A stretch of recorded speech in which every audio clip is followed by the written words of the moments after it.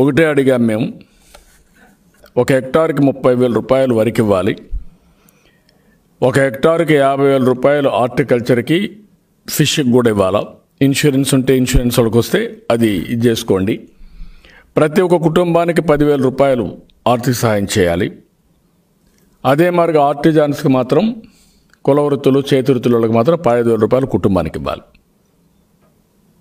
ఈ డిమాండ్స్ నెరవేర్చండి. దీనికోసం మేము పోరాడతాం. మమ్మల్ని సస్పెండ్ చేసినా పర్వాలేదు. ఫస్ట్ టైం నా లైఫ్లో నన్ను సస్పెండ్ చేశారు. ఫస్ట్ టైం నేను పోడియంలోకి పోవాల్సి వచ్చింది రైతుల కోసం.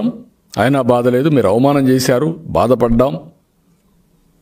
ఎవరైనా మేము కూడా మనుషులం, బ్లడ్ ఫ్లెష్ అన్నీ ఉంటాయి మాలో కూడా. అలాంటిది బాధ ఉంది, ఆవేదన ఉంది. కానీ మేము పోరాటం చేసే రైతుల కోసం చేస్తున్నాం. భవిష్యత్తులో కూడా ఈ పోరాటాన్ని కంటిన్యూ చేస్తాం. రాజీ లేకుండా పోరాడతామని చెప్పి కూడా నేను మీకు తెలియజేస్తున్నాను. మీరు చూశారు ఫస్ట్ నేను అపోజిషన్కి వచ్చినప్పుడు పీపీఎల్ గురించి ఏం మాట్లాడారు ఇతను. అన్ని విషయాలు మాట్లాడితే ఎవ్రీడే నేను కౌంటర్ చేశాను. ఇప్పుడు ఏం చేశారు? దానికంటే మిన్నగా ఇన్సెంటివ్స్ ఇచ్చేశారు. ఎవరి కోసం? ఎవడబ్బా సొమ్ము అంటే నువ్వు చెప్పిందంతా నమ్ముతారనే పబ్లిక్. ఎందుకు 3 టీవీలు రానియకుండా చేశావు? నేను అడుగుతున్న స్ట్రైట్ క్వశ్చన్. నీ సాక్షి టీవీని మేము చేయలేదే. సాక్షి టీవీ అక్కడ పెట్టుకొని మా ఫోటోలు కూడా రాకుండా బ్లాక్ చేస్తూ 3 టీవీలు బ్లాక్ చేసి ఇష్టానుసారంగా చేస్తూ 2430 జీవో తీసుకొచ్చి మీడియాని భయభ్రాంతులు చేస్తావా నువ్వు? ఎవడిచ్చాడు నీకు అధికారం? అంటే నేను ఏమైనా చేస్తాను, చలామణి అయిపోతుంది కాబట్టి నన్ను ఏమీ చేయలేరు, నాకు పోలీసులు ఉన్నారని చెప్పి అనుకుంటున్నారు. నేను పోలీసులు కూడా అది చెప్పాను, చాలా క్లియర్గా చెప్తున్నా. కోర్టులు చెప్పాయి మీకు లెక్కలేనితనం ఉంది కొంతమందికి, ఇంకా కూడా అదే మరి ప్రవర్తిస్తున్నారు. లా ఆఫ్ ది ల్యాండ్ ఉందని అడుగుతున్నారు. వీఆర్ ఇన్ డెమోక్రసీ, గుర్తుపెట్టుకోవాలి. వీళ్ళు ఉన్మాదంతో రెచ్చిపోయి ఇష్ట ప్రకారం చేస్తూ ఉంటే జరగదు. అదే చేయాలనుకుంటే ప్రజలు తగిన శాస చెప్తారు. మేము కూడా వదిలిపెట్టే సమస్య లేదు. ఆ విషయం చెప్పడానికి చెప్తున్నా. ఈరోజు గౌరవం అనేది ఇచ్చి పుచ్చుకునే నేర్చుకోవాలి. రైతులంతా కూడా నిర్వీర్యం అయిపోతే అలాంటి రైతుల సబ్జెక్ట్ని సీరియస్గా తీసుకుంటే ఆ సబ్జెక్ట్ను మాట్లాడకుండా, ఆ సబ్జెక్ట్ను ఫోకస్ చేయకుండా డీవియేషన్లో, డైవర్షన్లో తీసుకుంటూ తెలుగుదేశం పార్టీలో ఇది జరిగింది అది జరిగిందని మళ్ళీ ఫేక్ న్యూసే తీసుకొని గాలి కబుర్లు చెప్పుకుంటూ కాలక్షేపం చేయాలనుకునే పరిస్థితి వచ్చినప్పుడు రైతుల బాధ చూసిన తర్వాత ఆవేదన, కోపం, ఆక్రోషం అన్నీ వచ్చాయి. అందుకే నేను పోడియం దగ్గర కూర్చొని నిరసన తెలియజేశాను. మమ్మల్ని సస్పెండ్ చేస్తారా మీరు? ఏంటి మీ అధికారం? 100 సార్లు ఆలోచించేవాళ్ళు ఎవరైనా సస్పెండ్ చేయాలంటే లెక్కలేనితనం, గాలితనం. గాలికి వచ్చారు, గాలికే పోతారు వీళ్ళు. అలాంటి వాళ్ళకి సాంప్రదాయాలు తెలియవు, పద్ధతులు తెలియవు, ప్రజాస్వామ్యం తెలియదు, ఇష్టానుసారంగా మాట్లాడతారు, బెదిరిస్తారు. ఎప్పుడు నేను ఇన్ని అవమానాలు భరించాల. అసెంబ్లీలో ఎన్నోసార్లు పోయినప్పుడు కూడా ఉందాగా ఉండేవాళ్ళు, వాళ్ళు కూడా నన్నంటే గౌరవం ఉండేవాళ్ళు, వచ్చేవాళ్ళు, ఆ రెస్పెక్ట్ ఇచ్చేవాళ్ళు. నేను కూడా ఏదైనా ఎంత ఉంటే కూడా అసర్టివ్గా మాట్లాడేవాడిని తప్ప వ్యక్తిగతంగా ఎవరిపైన నేను పౌరుషమైన కానీ వల్గర్గా కానీ బూతులు కానీ ఎప్పుడు వాడను. నా నోట్లో రావు. అది నా బలహీనత అనుకుంటే చాలా తప్పు. అదే నా స్ట్రెంగ్త్, గుర్తుపెట్టుకోండి. అది నా నైతిక బలం కూడా. ఆ విషయం వీళ్ళు గుర్తుపెట్టుకోవాలి. ఇన్ని సంవత్సరాలుగా నేను రాజకీయాల్లో ఉన్నానంటే, ప్రజల్లో ఈ గౌరవం ఉందంటే ఆ గౌరవానికి కారణం నేను 40 సంవత్సరాలు సంపాదించుకున్న వ్యక్తిత్వం, క్రెడిబిలిటీ, విశ్వసనీయత. ఆ విషయం వీళ్ళు గుర్తుపెట్టుకోవాలి.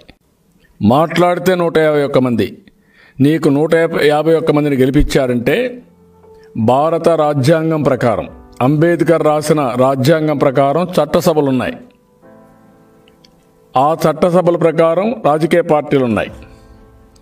ఆ రాజకీయ పార్టీల్లో మీరు పోటీ చేశారు కాబట్టి మీకు 151 వచ్చాయని చెప్పుకుంటున్నారు.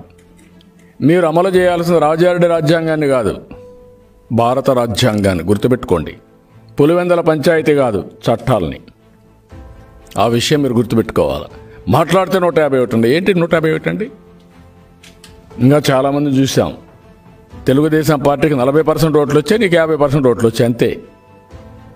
సీట్ల డిఫరెన్స్ ఉండొచ్చు, ఇది కూడా మాట్లాడాలా. 5 మంది మారితే చాలు 100 మందికి, నువ్వు ఇంటికి పోతావు. అది మర్చిపోతున్నావు, బాధ్యత లేకుండా ప్రవర్తిస్తున్నావు.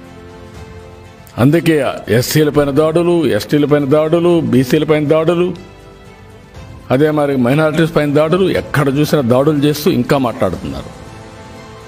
అందుకే ఇవన్నీ కూడా మాట్లాడితే నాకు 150 వస్తే కోర్టులు లేవా? కోర్టులు ఆ మాట చెప్పారు. 150 వస్తే కోర్టులు కూడా ఉండవంట. ఈయన కోర్టు కూడా క్రియేట్ చేసుకుంటాడు. కౌన్సిల్లో వ్యతిరేకం చేసిన కౌన్సిల్ రద్దు చేసేస్తాడు. అసెంబ్లీలో మేము గట్టిగా మాట్లాడితే మమ్మల్ని తీసేస్తాడు. రేపు కోర్టులో ఏదైనా వస్తే కోర్టు కూడా రద్దు చేసేస్తాడు. Where are you going? దీనికి మందు లేదా? విరుగుడు లేదా? ఇది ప్రజలే ఆలోచించుకోవాల్సిన అవసరం ఉంది. మేమైతే రాజీ పడం, ఇంకా గట్టిగా పోరాడతాం. టిట్కో ఇళ్ళు చూశారు, బాబు స్కీమ్ కావాలన్నా నీకు స్కీమ్ ఏంటి? నీకు ఎక్కడుంది స్కీమ్? నువ్వు కట్టావా? నువ్వేమైనా డిజైన్ చేసావా? లేదంటే ఎక్కడ ఒక ఇల్లు కట్టావా? నువ్వేం చెప్పావు ఎన్నికల్లో ఊరు తిరిగి? అయిపోతుందని చెప్పి అందరికి ఉచితంగా ఇస్తాను ఆయన అన్నాడు. ఇల్లు కట్టి 1.5 లక్షలు కేంద్రం ఇస్తాడు, ఆయన 2.5 లక్షలు ఇస్తాడు. ఇంకా మిగిలింది నీకు అప్పు పెడుతున్నాడు, నేను వస్తాను మొత్తం మాఫీ చేస్తాను. మేము ఎలక్షన్లో చెప్పాం 300 వరకు మాఫీ చేస్తాం, 300 పైన ఉంటే 65 స్క్వేర్ యార్డ్స్కి డబ్బులు, 435 ఉంటే 135 డబ్బులు కట్టాల్సి వస్తుంది మేము చెప్పాం. నువ్వు అన్నిటికీ ఉచితంగా ఇస్తాను. ఇప్పుడేమంటాడు, వాళ్ళకి ఇవ్వను, వీళ్ళకే ఇస్తాను. ఇది బాబు స్కీమ్, ఇది జగన్ స్కీమ్. గవర్నమెంట్లో బాబు స్కీమ్, జగన్ స్కీమ్ ఉంటాయండి? ఆ మాత్రం ఇంగిత జ్ఞానం లేదా? దానికి గవర్నమెంట్ డబ్బులతో అడ్వర్టైజ్మెంట్లు, మళ్ళా వాడి పేపర్కు ఇంకొన్ని పేపర్లకి. ఏమన్నాళ్ళు వెళ్ళి? Is it not a fake media, fake news పెట్టి ఇదే పని పెట్టుకున్నారు. వాస్తవాలు అనేటివి వీళ్ళకి పొట్ట కొట్టినా ఒక్క అక్షరం వాస్తవం రాదు. అంత దారుణంగా తయారైపోయారు. గవర్నమెంటే ఫ్రాడ్గా తయారైపోతా ఉంది. గవర్నమెంట్ని ఎప్పుడు కూడా వ్యక్తులు ఇది ఉన్నా గవర్నమెంట్ ఫిగర్స్ మార్చలేరు, ట్యాంపర్ చేయలేరు, చేయకూడదు కూడా. చేసే సిఏజీ ఇవన్నీ ఉన్నాయి, కొన్ని ప్రాబ్లమ్స్ కూడా ఉంటాయి. వీళ్ళని చూస్తూ ఉంటే రేపు ఆర్బీఐని కూడా ఫోర్స్ చేయరు అన్నారు. ఇలా బిహేవియర్ చూస్తూ ఉంటే అక్కడ కూడా తప్పుడు రిపోర్ట్ ఇచ్చేసి చాలా దారుణంగా ఉంది. రాష్ట్రంలో అసమర్థులు చూసాం, అవినీతి పరులు చూసాం, కానీ ఇలాంటి వాళ్ళు ఎప్పుడు నేను చూడలేదు, ఇంత భయంకరమైన వ్యక్తుల్ని. Let us see.